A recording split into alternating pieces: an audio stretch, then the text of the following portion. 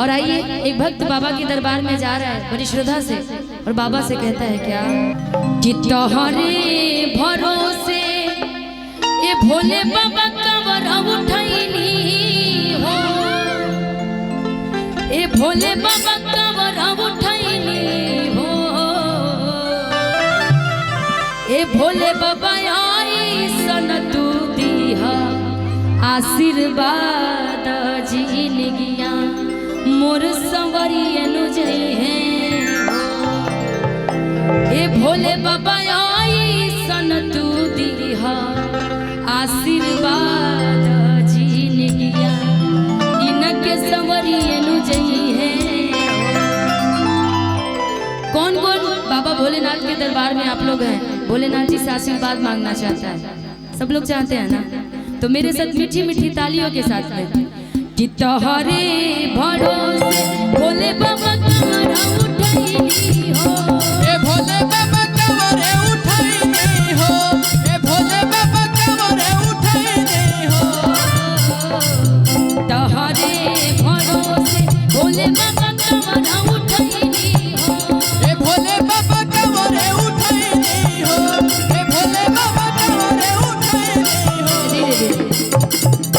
बहुत सारे लोग हैं जो चुपचाप देख रहे हैं, जैसे नहीं होता है कि एलईडी टीवी चल रही है,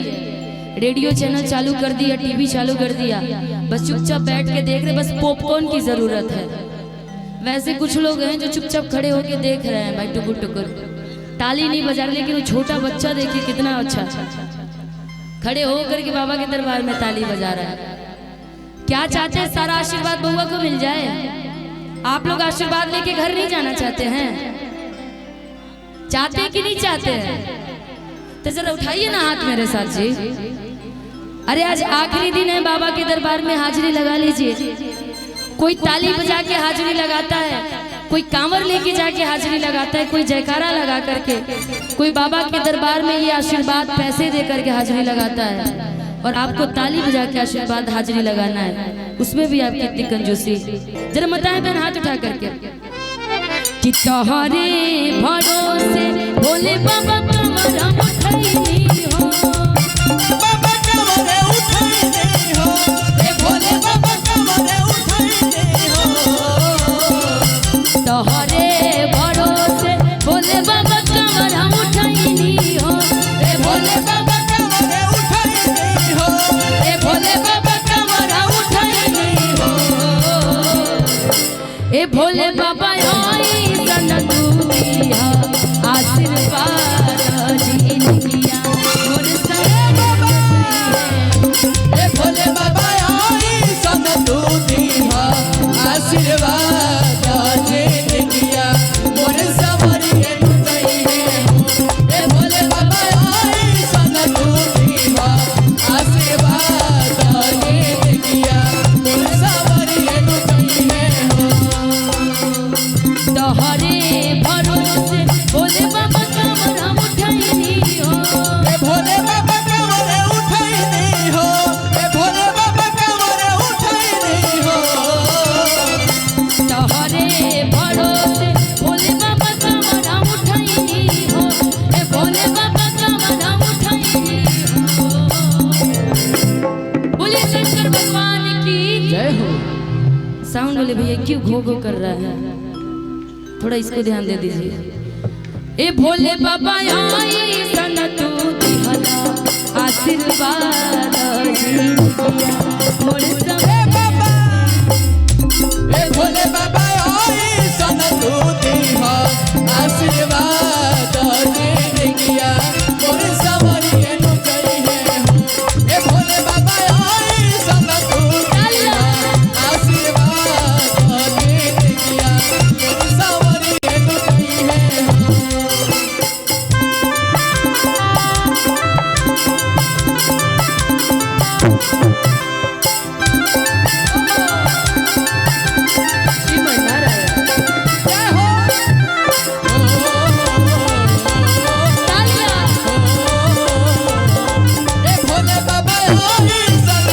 दीहा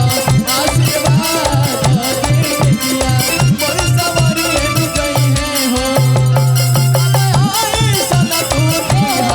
आशीर्वाद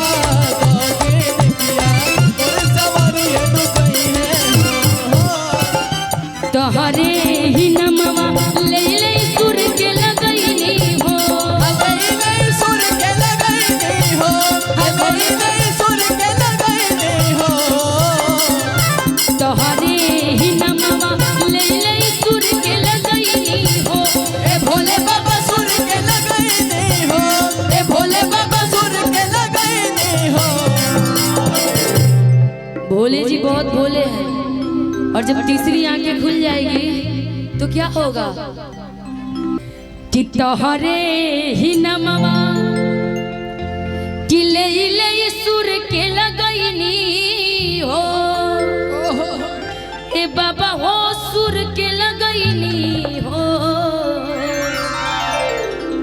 ए बाबा हो आई सन तू दिहला आशीर्वाद दिया मोर ए भोले बाबा आई सन तू दिहला आशीर्वाद दिया मोर सवारी नु जई है हो ए भोले बाबा आई सन तू दिहला आशीर्वाद दिया मोर सवारी नु जई है हो तोहरे भरोसे भोले बाबा कमरा उठैनी हो ए भोले बाबा कमरे उठैनी हो ए भोले बाबा कमरे उठैनी हो ए भोले बाबा आई सन तू दिहा आशीर्वाद दिया मोर बाबा हो सवारी ए भोले बाबा आई सन तू दिहा आशीर्वाद दिया मोर सवारी नु जई है हो ए भोले बाबा आई सन तू दिहा आशीर्वाद दिया मोर सवारी नु जई है हो ओइले सहमान हमारे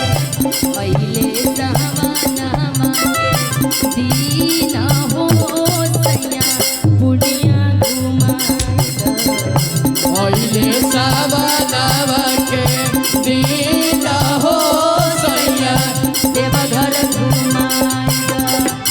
देवघर घुमाता ये सैया देवघर घुमाएगा